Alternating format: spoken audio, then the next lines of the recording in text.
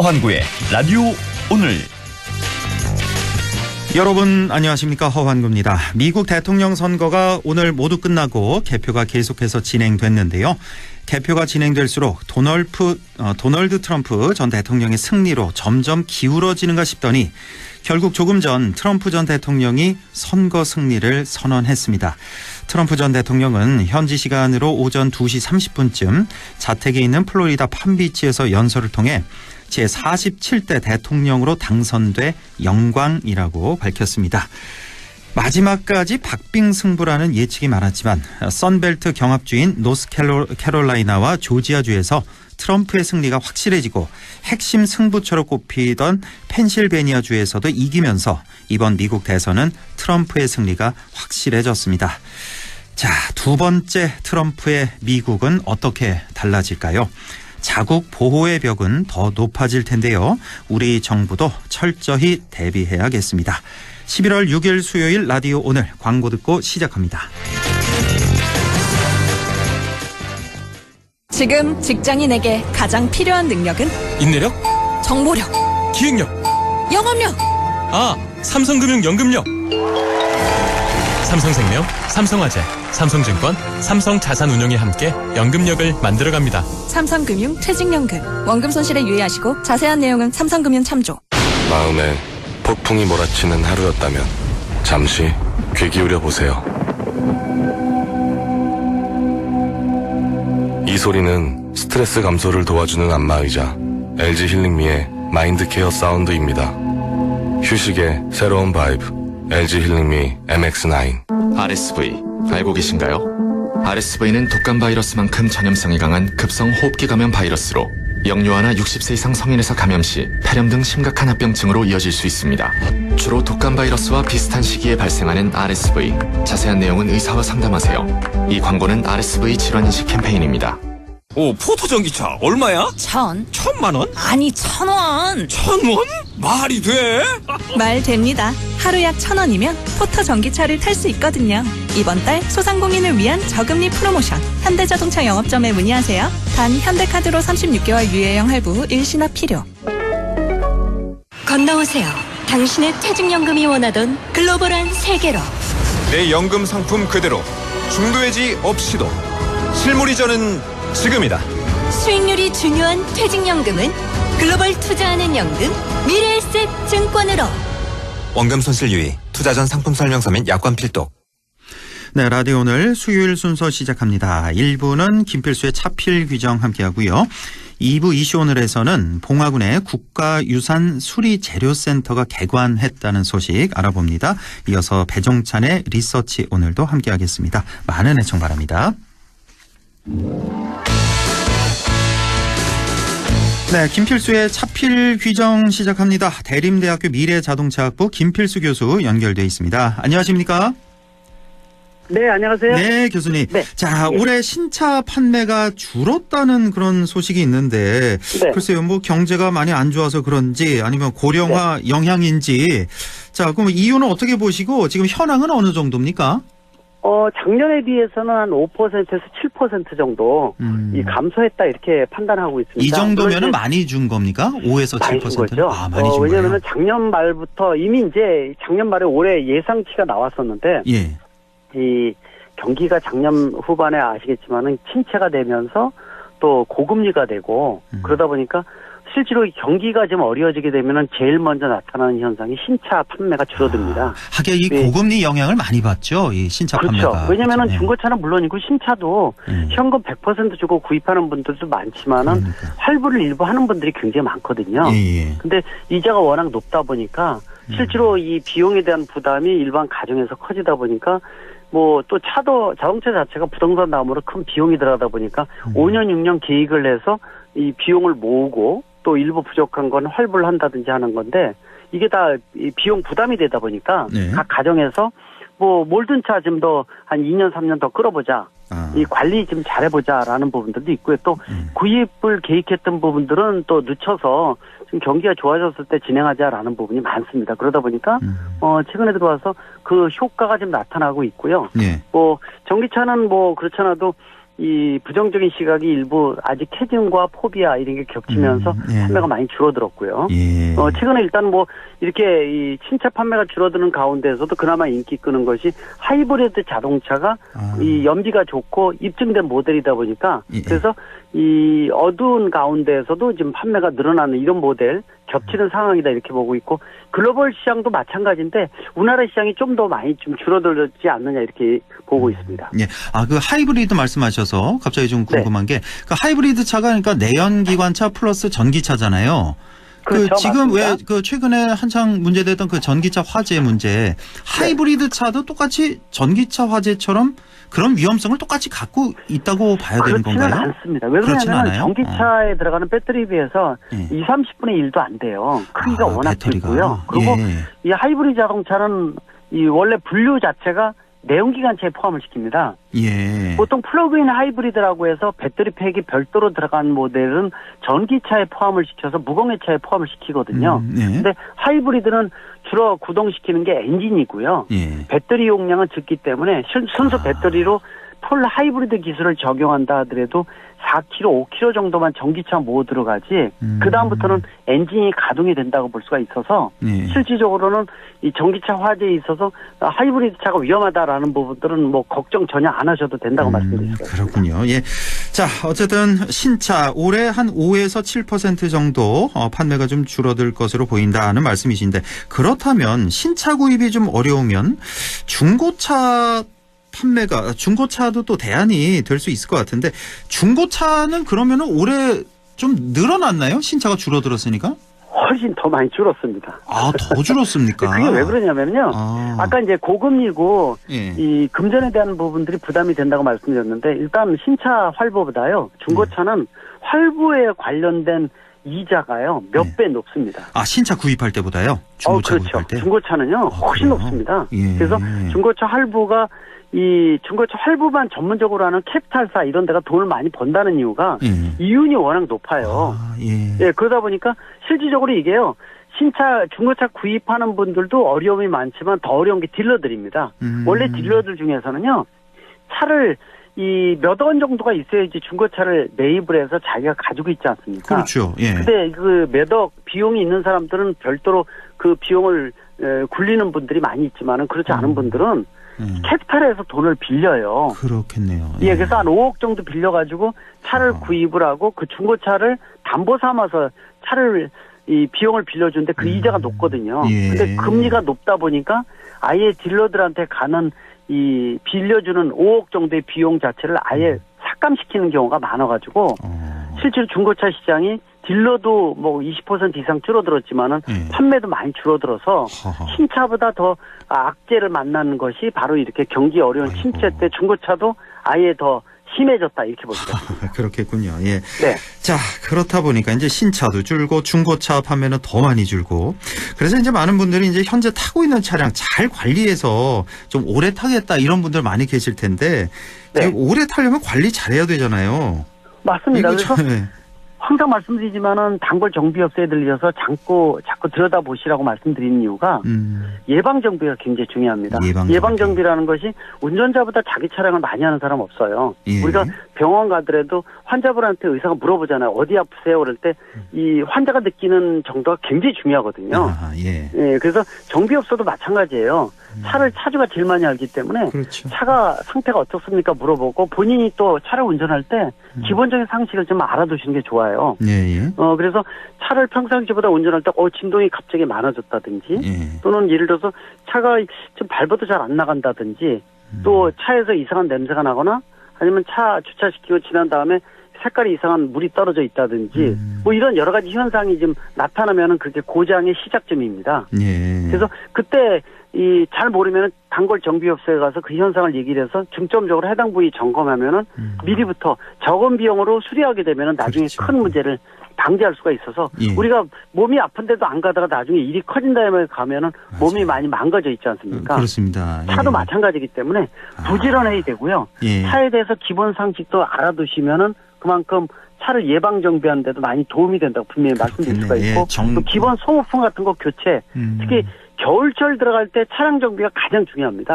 겨울철에 왜냐하면 추우면은요 차 안 들여다봅니다. 날씨 추운데 나도 맞아요. 움츠러드는데 차 안 들여다보거든요. 그렇죠. 예. 3개월 정도는 안 들여다보기 때문에 그때는 차가 약간 문제가 있어도 정비업소에 안 가고요. 또 정비업소도 그렇습니다. 차 정비할 때 바깥에서 추울 때 정비하면은 플라스틱 같은 거 분해할 때 이 분해하다가 뛰다가 부러져 나가요. 아, 예. 날씨가 그러다 추우니까. 보니까 예. 이거 다 비용을 다 손실 보상을 해줘야 되기 때문에 예, 예.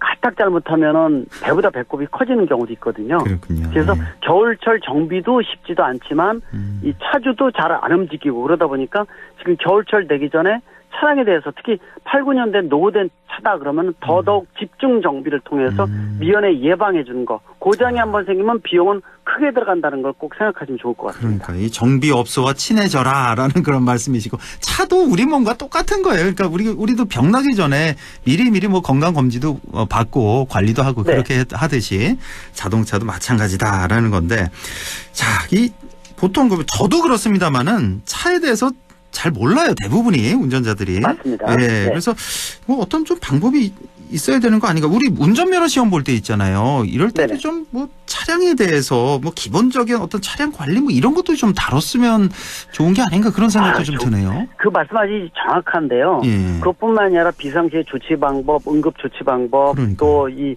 그런 것들 다 가르쳐줘야 되는데 예. 문제는 이 대한민국이 운전면허 시험이 가장 낙후된 국가예요. 아. 사실 이 선진국가 우리나라 대한민국 선진국이지 않습니까? 예, 예. 이미. 근데 명함 내밀기도 어려운 게 운전면허 제도 시험이에요. 아. 그러니까 13시간 이론적으로 하루 반이면 따는 나라인데 그래. 이게 지난 12년 전에 대통령 대국민 간담회에서 운전면허 간소화 발표된 다음에 50여 시간이 11시간으로 줄어들었어요. 아. 그러다가 그래요? 그나마 이제 보강해서 2시간 늘어난 게 13시간인데요. 예. 이게 창피합니다. 솔직히 말씀드려서 제가 경찰청 이런 운전면허 제도 개선위원이었었는데 예. 위원회가 해체됐어요. 그러니까 그 당시에. 예. 그러니까 뭐냐면은 이게 좀 미국이나 다른 선진국가 얘기할 필요 없이 이후 중국이나 일본하고 비교해도요. 이거는 규제 개혁하고 틀려서 운전면허는 강화하면서도 사람 목숨을 구하는 거 아닙니까? 그럼요. 예. 그러다 보니까 일본, 중국은 60시간으로 가고 있어요 지금요. 아, 60시간. 그래서 뭐 들으셨을 거예요. 중국은 한 6개월 걸리고요. 어허. 비용도 많이 들어갑니다. 일본은요. 아, 그래요? 예. 한 1, 2주 정도 합숙해야 돼요. 면허 따려면. 아, 합수까지 해야 돼요? 굉장히 어렵습니다. 근데 와. 대한민국 그래서 우리나라가 이 5분의 1입니다. 시간이. 13시간 동안에 말씀하신 정비를 몰배우고 비상시 조치 방법. 그래서 면허를 따도요. 차를 주면 길거리 운전을 못하기 때문에 주행 연습 다시 해야 되거든요. 돈 들여가지고. 그거 맞습니다. 예. 아실 거예요. 예. 그래서 그나마 이제 경찰청에 촉구를 해서 2시간 늘렸는데 지금 뭐 호주는요. 정시면 줄면허 예비면허가 있어서 정시면허까지 2년 걸리고요. 독일은 3년 걸리고 이로 말할 수가 없어요. 근데 대한민국은 13시간만 가지고 이게 면허라가 주고 있으니까 초보 운전자가 내는 사고 사망사고도 굉장히 많은데 예. 그러다 보니까 지금 정비는 고사하고 말씀드린 비상시 조치 방법, 유리 깨는 방법, 유리 깨는 망치 쓰는 방법 배운 적도 없으셨을 거예요. 소화기 뭐 어떤 조치에 대한 전기차는 말할 필요 없습니다. 소화기 어디 있는지도 잘 아예 모르고. 없지 않습니까? 예. 그러니까 우리나라처럼 이렇게 빨리 따는 나라가 없는 거잖아요. 전 세계에서. 없는 거죠. 그러니까 이게 후진국 빼놓고는요. 장단점이 있겠지만 그러니까 그래서 이렇게 손쉽게 따다 보니까 그래서 음주운전도 더 많은 거 아니에요? 그것도 한 원인일 것 같아요. 이 면허 자체가 너무 쉽게 접근할 수 있다는 것도 문제고요. 예. 그래서 이거는 규제가 아니라 목숨을 구한다는 거기 때문에 지금 우리나라의 제도는 단점만 있습니다. 100%. 그 정도입니까? 그 정도입니다. 왜냐하면은 이 자동차라는 게 그만큼 복잡해지고 항상 강조하는 게 전기차는 또 내연기관차가 틀리다고 말씀드렸잖아요. 예. 그러다 보니까 이 부분에 대해서 아무것도 누가 가르쳐주지도 않고요. 배울 시간도 없고 그냥 길거리에서 운전하면서 체험하면서 사고 안 나면은 다행이다라고 얘기하거든요. 그리고 보험제도 자체가 이 우리나라 자동차 보험이 망쳤지 않습니까? 예. 뭐 아시겠지만 앞차 툭 튀면요 목 찌고 나오면 2주 진단서 나오게 돼 1,000만 원 없어집니다. 그냥. 아이고. 예. 그리고 진단서가 제가 그런 말씀드리잖아요.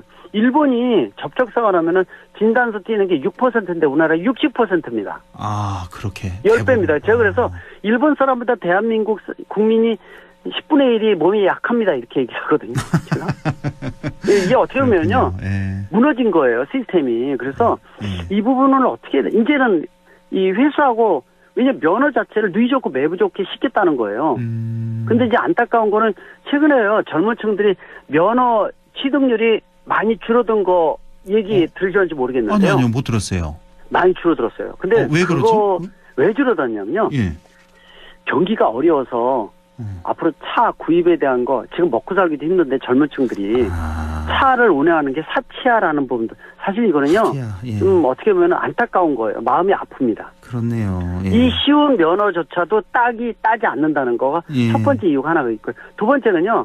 앞으로 카시어링 같은 공유 모델이 커지기 때문에 소유 굳이 내가 차가 없어도 공유를 통해서 이거를 타고 갈 수 있는 기반이 많아지기 때문에 굳이 면허 딸 필요가 없어라는 부분들도 있습니다. 그렇겠군요. 특히나 뭐 대도시 같은 경우 또 공공 교통이 잘 발달돼 있습니다. 대중교통이 있으니까. 예. 맞습니다. 근데 이게 전체적으로 이 쉬운 면허가 많이 줄어들었다는, 특히 젊은 층을 중심으로 줄어들었다는 얘기가 나오면서 분석자를 보면은 가슴이 아픈 겁니다, 이게.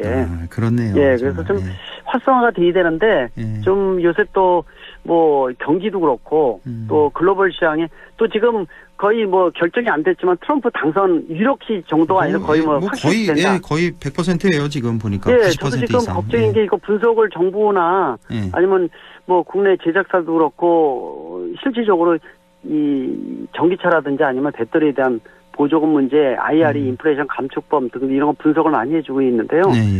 굉장히 심각한 부분이거든요. 그래서 지금 이 정부나 제작사들부터 다 플랜 B를 가동할 준비를 하고요. 그 정도로. 지금 난립니다. 그러다 보니까 뭐 정부도 그렇고 고민이 굉장히 많습니다. 저도 이쪽 관련 산업을 많이 관련하다 보니까요.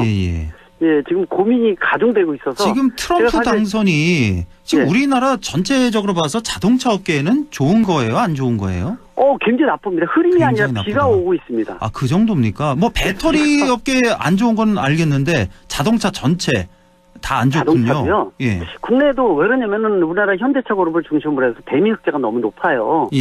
흑자가 너무 높고 점유율이 두 자릿수로 올라가다 보니까 아마 트럼프 대통령 아시겠지만 맹방 우방 없어요. 10% 관세 부과하거나 그러면 엄청 우리나라 부담이 되고 이 전체 GDP의 뭐 1% 이상 줄어든다 이런 얘기도 나올 정도거든요. 그래요. 그러니까 뭐 방위비 제협상 뭐 이런 거는 둘째치고요. 지금 모빌리티 자동차 산업 문제만 하더라도 굉장히 고민이 많아서 앞으로 지금 어떻게 될는지에 대한 것이 지금 정부도 그렇고 아마 분석이 난리 날 거예요. 저도 지금 미리 준비하다 보니까 칼럼 같은 거를요. 해리스 당선, 트럼프 당선 각각 하나씩 써놓고요. 왜냐면 바로 요거에서 뿌려야 되는데 쓰기가 시간이 없어서 양쪽을 다 넣었었는데 트럼프 당선으로 뿌려야 될 것 같아요. 알겠습니다. 오늘 시간이 지금 다 돼서요. 다음 주에요, 교수님. 이 트럼프 당선과 우리 자동차 산업과의 관계 이걸로 주제로 해서 한번 하면 좋을 것 같습니다. 전체적으로 한번 말씀드리도록 하겠습니다. 알겠습니다. 다음 주에 또 뵙겠습니다. 대림대학교 미래자동차학부 김필수 교수였습니다. 고맙습니다. 네, 감사합니다. 네, 라디오 오늘 2부에서 뵙겠습니다.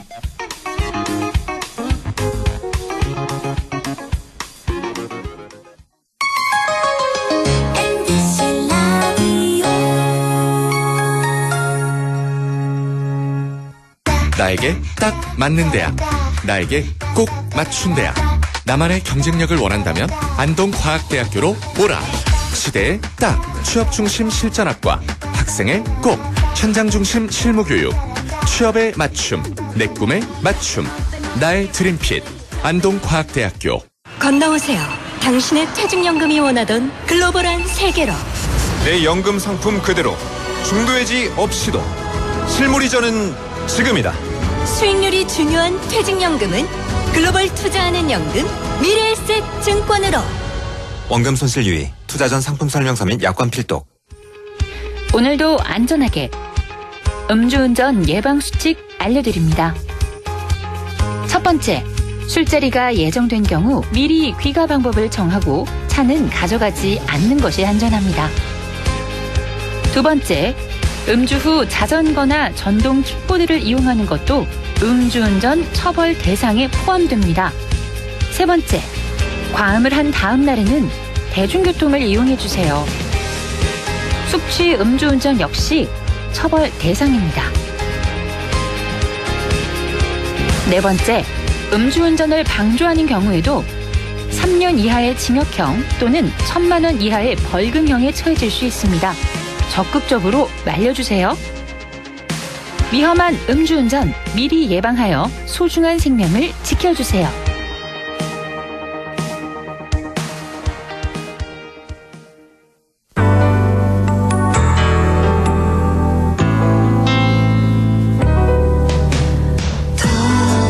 어렵던 날도 많았죠. 우리 함께 한다면 따스함을 느껴요. 사랑이 있어요. 소중한 꿈을 이뤄봐요.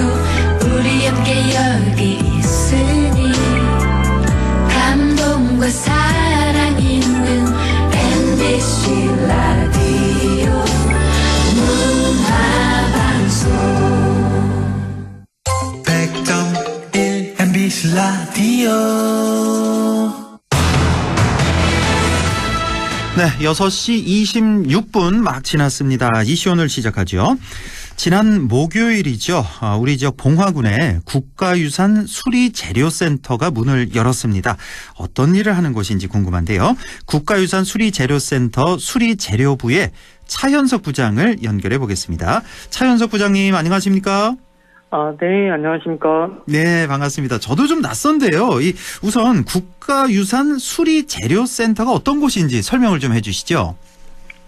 네. 국가유산 수리재료센터는 국가유산 수리에 필요한 재료의 비축과 공급, 그리고 전통재료 인증을 통해 국가유산 수리 과정에서 재료의 진정성을 유지시키고자 국가유산청에서 2019년 설계에 착수한 지 5년 만인 2024년 10월 30일에 완공하여 전통건축수리기술진흥재단에서 위탁 관리하는 기관입니다. 그렇군요. 5년 만에 이렇게 문을 열었습니다. 국가유산 수리재료센터. 자, 우선 그 시설하고 규모 이런 것도 좀 궁금하네요. 어느 정도인지. 네, 국가유산 수리재료센터는 말씀하신 것처럼 경상북도 봉화군에 위치하고 있는데요. 예. 총 대지 면적은 약 25만 제곱미터이고, 예. 이 중 1단계 사업으로 사무연구동, 수리재료 보관동 등 약 연면적 1만 제곱미터의 규모의 시설을 갖추고 있습니다. 굉장히 크네요, 시설이. 네, 그리고 특히 이제 수리재료 보관동의 경우 이제 봉화군에 있는 골짜기에서 불어오는 바람으로 1차적인 목재의 자연 건조를 할 수 있고 전 세계에서 가장 큰 규모인 15m 크기의 마이크로파를 이용한 인공 목재 건조기도 갖추고 있는 유일무이한 시설입니다. 그렇군요. 자, 그 많은 곳 중에 이 경북 봉화군에 자리하게 된 그 배경 이유는 어떻게 될까요? 이제 봉화군을 비롯한 이 지역이 백두대간을 따라 생장한 질 좋은 소나무가 밀집되어 있는 곳이고요. 네. 예로부터 궁궐의 건설 및 보수용 목재의 공급지였고 특히 2001년 산림청에서 국가유산 수리용 목재 상상림으로 지정 관리하고 있는 지역과 인접해 있을 정도로 전통 재료를 보관하기 가장 적합한 장소에서 위치하게 되었습니다. 그러니까 봉화군 하면 또 금강송이 유명하잖아요. 그래서 여기에 나는 이 금강송도 역시 중요한 재료가 되겠네요.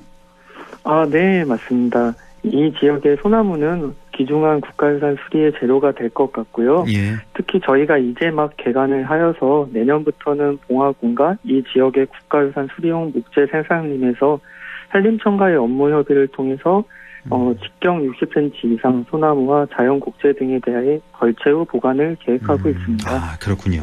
자, 국가유산 수리의 중요성과 의의에 대해서도 좀 말씀해 주시죠.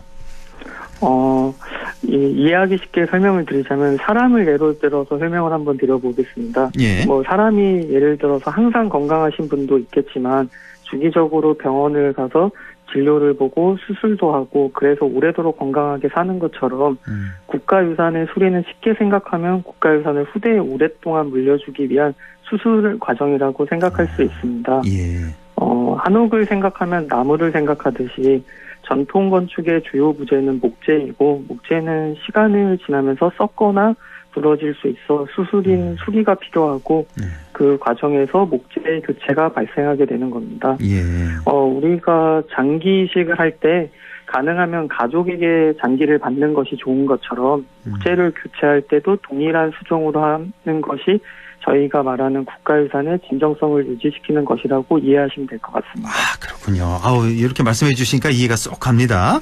자, 국가유산 수리 재료에는 어떤 것들이 있고, 특별히 좀 수급이 어려운 재료도 따로 있는지요? 네, 맞습니다. 우선 국가유산이라는 정의가 인위적인 거나 자연적으로 형성된 유산을 말하는데요. 예. 사실 옛날에는 주변에서 쉽게 구할 수 있는 재료를 가지고 우리의 문화유산을 만들었기 때문에 국가유산 수리에 사용되는 재료는 우리가 알고 있는 목재, 석재, 흙 같은 자연재료하고 예로부터 만들어서 사용되었던 한지, 악교, 안료, 철물 등이 있다고 할 수 있습니다. 이 중에서 과거에는 쉽게 구할 수 있었던 재료였지만 예를 들어서 자연스러운 목재, 화렵수재, 산이나 강에서 채취한 자연석, 구들판을 쓰기 위해 만들었던 판석, 그리고 길이가 짧지 않은 벼, 참나무의 굴피, 쌀이나무 등이 요즘은 좀 사실 수급이 어려운 재료들입니다. 아, 이렇게 수급이 어려운 재료도 많고. 그러니까 이 재료가 정말 다양하군요. 다루는 재료가. 여기 네. 곡재라는 말씀을 자꾸 주시는데 이게 어떤 걸 말씀하시는 거죠? 곡재? 쉽게 생각하면 나무가 똑바로 자라는 나무도 있지만 나무가 자라는 과정에서 이렇게 구불구불하게 자라는 나무들이 있지 않습니까? 예. 네. 그러니까 예전에는 이제 산 뒤에서 흔하게 구할 수 있는 그런 나무들을 베어왔던 거고 요즘은 그런 곡재들은 상품성이 떨어지니까 바로 판재로 만들거나 다른 재료로서 사용하기 때문에 오히려 구하기가 힘든 겁니다. 아, 그래서 더 힘들군요. 곡재라는 게. 예. 알겠습니다. 국가유산 수리 재료 수급에 만약에 이제 문제가 생기게 되면 그러면 어떻게 됩니까? 어떻게 처리를 할 수가 있는 거죠? 사실 수리 과정에서 재료의 수급이 어려울 경우에는 수리하는 공사의 기간이 길어질 수 있겠고요. 결국 못 구하게 되는 경우도 발생할 수 있는데요. 그렇죠. 그럴 경우는 어쩔 수 없이 다른 재료로 대체되기도 합니다. 그렇게 되면 저희가 말하는 국가유산 수리의 진정성, 그러니까 동일한 재료를 사용하는 게 깨지게 돼서 수리 품질에 관한 문제가 발생할 수 있습니다. 예를 들자면 특히 예전에는 사실 직경이 큰 한 5, 60cm 이상 되는 큰 소나무를 구하지 못하는 경우에는 어쩔 수 없이 외산, 미송 등이 사용된 경우들이 있습니다. 그래서 이런 걸 예방하고자 국가유산 수리재료센터가 생겼습니다. 아, 그렇군요. 예. 자, 국가유산 수리재료센터에서는 품질 좋은 전통 재료의 생산과 산업화도 지원할 방침이라고 하는데요. 향후 계획도 말씀해 주시죠. 네. 저희는 우선적으로는 구규림 등에 있는 질 좋은 나무를 벌채하여 보관하는 업무 외에도 필요한 경우는 직접적인 생산도 계획하고 있습니다. 예를 들자 그러면은 사실 볏짚의 경우 요즘은 다 콤바인이라는 기계를 이용해서 이제 베게 되는데요. 그렇게 되면 벼의 길이가 짧아지게 됩니다. 그래서 기계를 사용하지 않고 벤 벼 아니면은 쌀이나무, 한지를 만들기 위해 필요한 당나무나 황촉규 등을 재배해서 그 재배를 통해 생산도 계획하고 있습니다. 그리고 또 과학적인 분석을 통해 전통재료 인증 절차를 수행하고 인증받은 전통재료 생산시설에 대한 지원하고 전통재료의 활성화에도 기여하려고 계획을 가지고 있습니다. 예, 알겠습니다. 국가유산수리재료센터 개관 소식 자세히 알아봤습니다. 수리재료부의 차현석 부장과 함께했습니다. 부장님 고맙습니다. 네, 감사합니다. 라디오 오늘에서는 청취자 여러분의 참여를 기다리고 있습니다. 우리 지역에서 발생한 사건 사고 소식이나 함께 토론하고 싶은 내용을 안동 MBC 홈페이지 라디오 오늘 게시판에 올려주시기 바랍니다. 전화와 문자 참여도 하실 수 있습니다. 전화는 851국에 7191번, 문자는 샵 0913번으로 보내주시면 됩니다. 문자는 단문 50원, 장문 100원의 정보 이용료가 있습니다. 여러분의 많은 참여 바랍니다.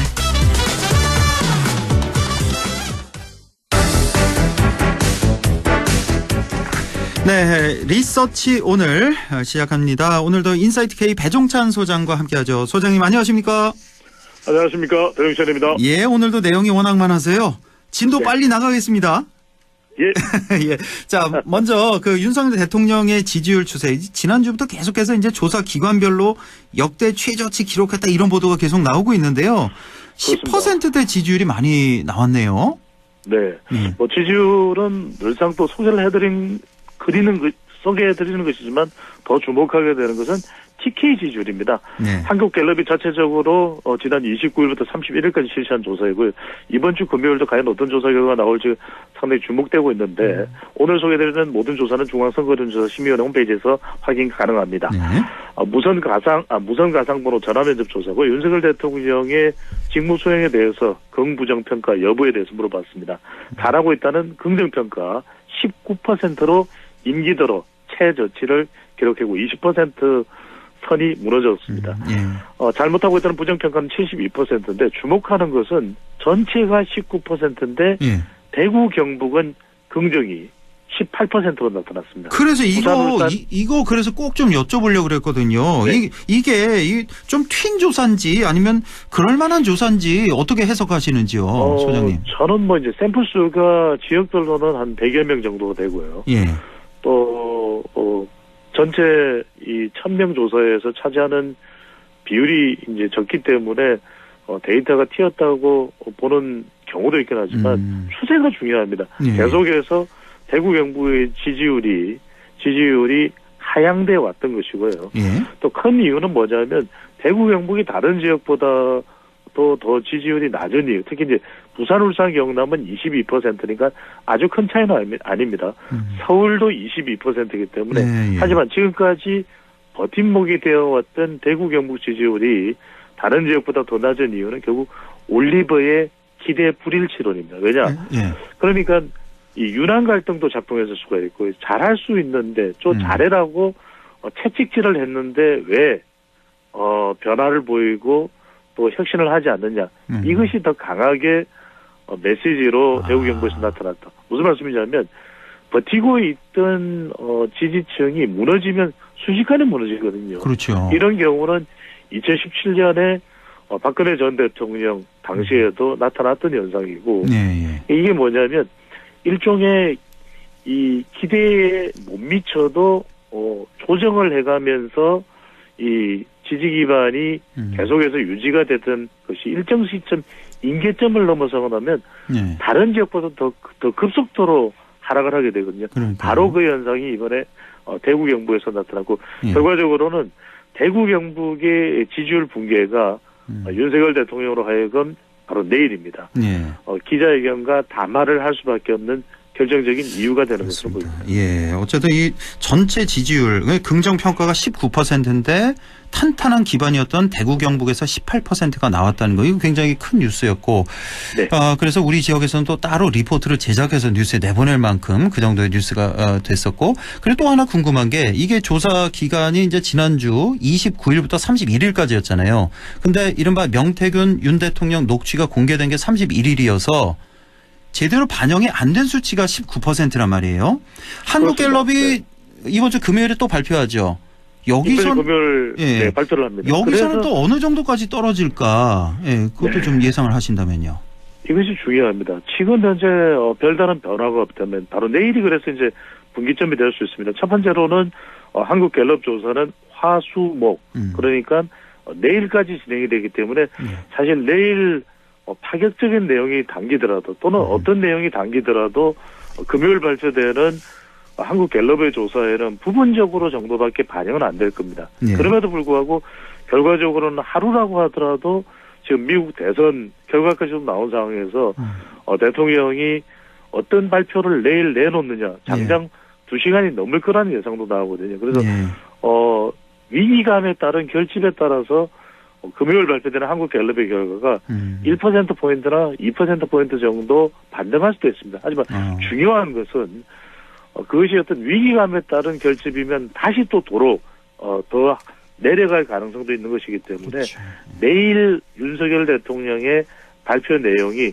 결정적으로는 금요일 어떤 추세가 되느냐에 중요한 분기점이 될 것으로 보입니다. 그러니까요. 이제 내일 있을 대통령 기자회견 여기에 굉장히 관심이 집중돼 있는데 정치권에서는 오늘 하루 종일 그 얘기 많이 나오더라고요. 내일 기자회견에서 윤 대통령이 말해야 될 것 그리고 말해서는 안 될 거 뭐냐 뭐 이렇게 나눠서 얘기가 나오던데 근데 제가 생각하기로는 뭐 다른 거 뭐 사과도 중요하고 뭐 기타 등등 뭐 김건희 여사 뭐 활동 중단 등등 이런 것도 중요하지만 가장 핵심은 김건희 특검일 거란 말이에요. 저는 그렇게 맞습니다. 보는데 네. 김건희 특검에 대해서 어떻게 얘기가 나올까요? 그렇습니다. 방금 전에 이제 허한크께서 굉장히 중요한 말씀해 주셨는데 이구동성으로 내일 피해야 될 것은 자화자찬. 타자성어로 네 글자로 말씀드리면 그러니까 국정 브리핑이나 어떤 일을 추진하고 있다는 이야기는 성태훈 정책실장을 통해서도 대통령실입니다. 여러 차례 들어왔던 것이다. 만약 내일도 40분, 50분을 할애해서 그 내용을 또 재반복한다면 지지율은 더 치명적일 것이다. 이런 또 분석이 나오고 있고요. 그러니까요. 또 하나는 내일 해야 될 것은 무엇이냐. 결자 해지입니다. 결자 해지.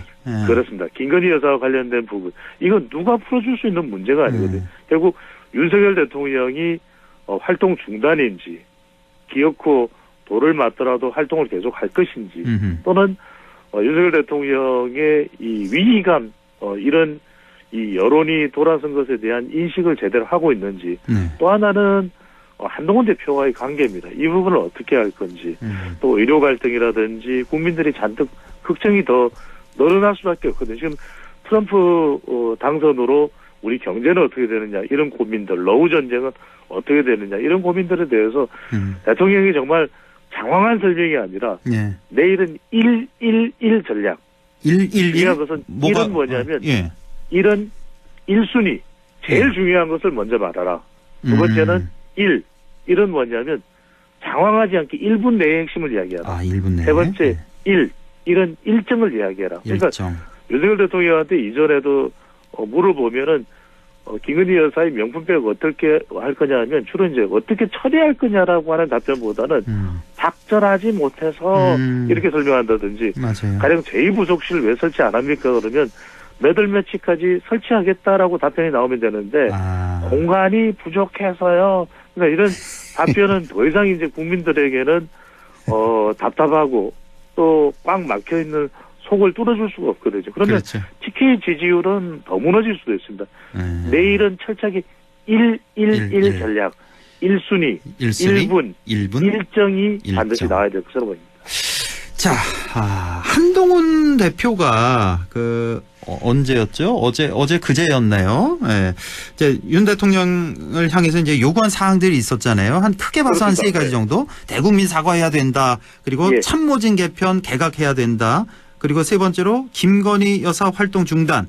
특감을 받아. 특검 말고 특감을 받아. 이 세 가지인데 글쎄요. 항상 국민의 눈높이를 강조하는 한동훈 대표인데 이 세 가지 정도 이걸로 충분할까요? 국민 눈높이에 맞을까요? 어떻게 보세요?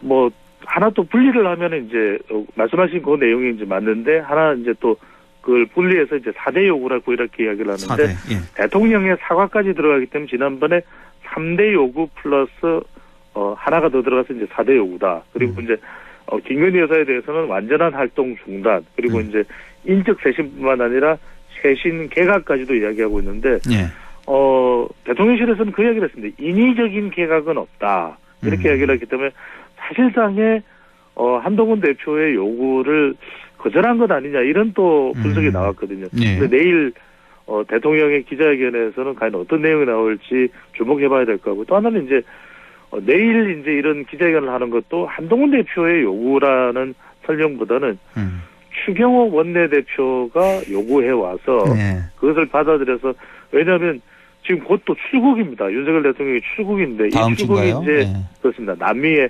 페루에서의 에이펙, 그다음에 브라질의 리오에서의 G20인데 이게 이제 일단 주목해야 될 것은 김건희 여사가 동행을 하는지 여부. 또 하나는 방금 전에 특검이 아니라 감으로 이제 한동훈 대표가 가는데 한동훈 대표가 특감으로 갈 수밖에 없는 이유는 있습니다. 그건 지금 이제 일종의 디커플링 현상으로 국민의힘 지지층의 힘은 한동훈 대표에게 실려 있지만 한동훈 대표가 특검을 주장하거나 받아들이는 순간 이건 윤석열 대통령과의 영원한 결별이거든요. 그러면 이제 그걸 선언하기에는 좀 섣부르다. 아직 준비도 안 돼 있고. 근데 항상 강조하는 게 국민 눈높이잖아요. 바로 지금 국민들은 특검을 요구하고 있는 거 아니에요?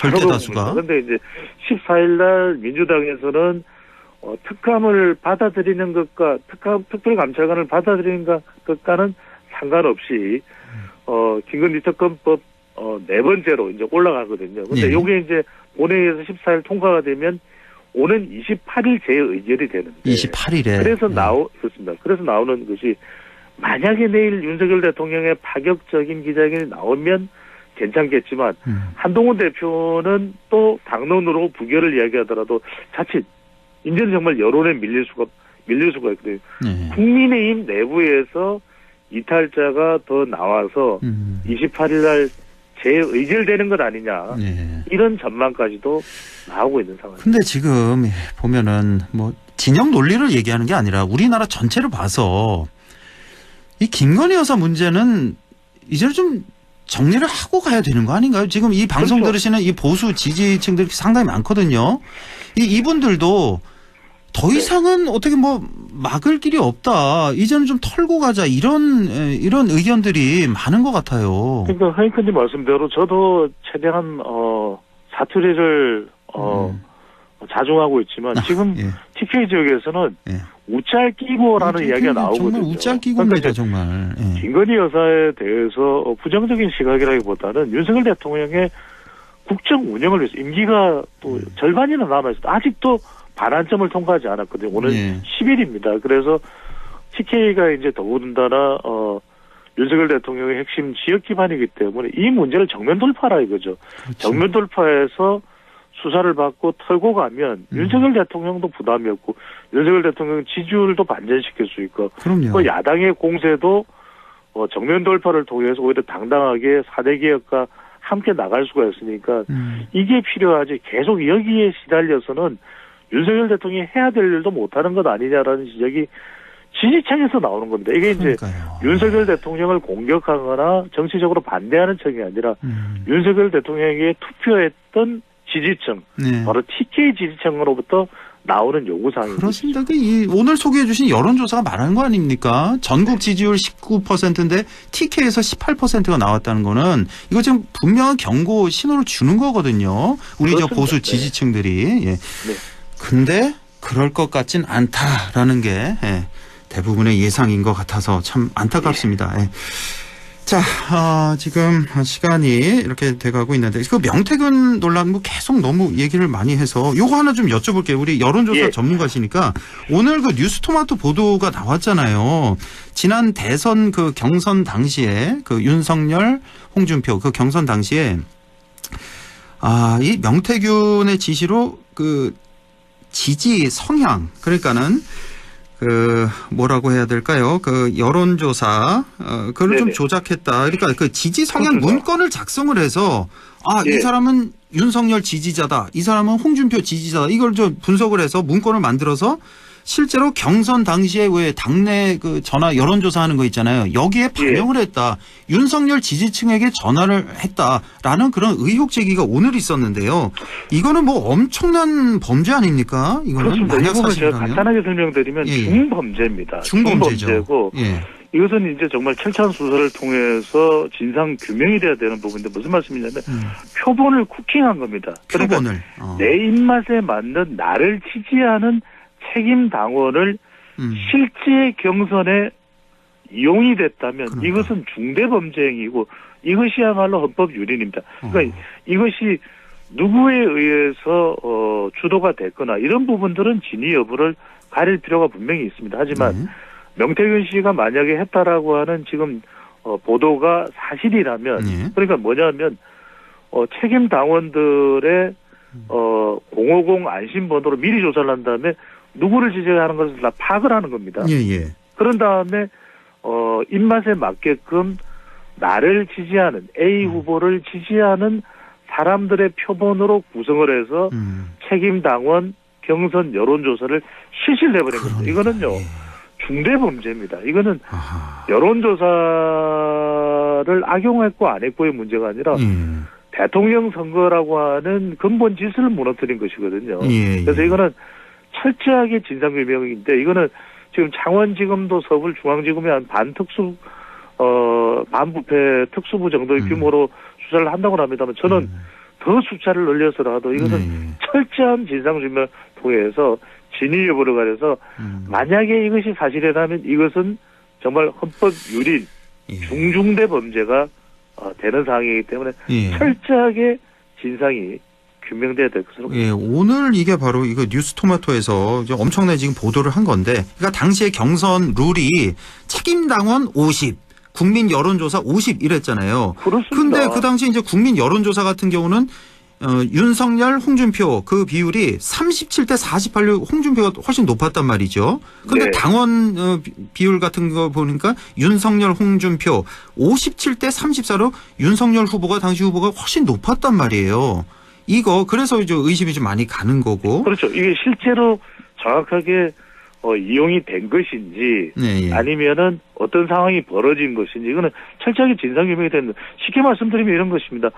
허황구 후보, 배종찬 후보인데 정작 책임당원 여론조사를 하면서 허황구 후보를 지지한다고 하는 사람들만 대상으로 해서 조사를 한 거나 다름이 없는 것이니까요. 이건 있어서는 절대로 안 되는 일이죠. 당시에 이제 그 여론조사 할 때 그 당원, 책임당원 조사를 할 때 이제, 여의도 리서치라는 곳에서 했는데 이 경선 이후에 한 2년여간에, 무려 33억 원이나 수주했다. 그 이후에, 경선 이후에. 이것도 보도를 했고, 여의도 연구소 있잖아요. 이거 전체를 이제 총관할하는 국민의힘의 여의도 연구소에서는 또 이 당시에 경선 당시에 모든 자료를 또 삭제를 해버렸다고 하네요.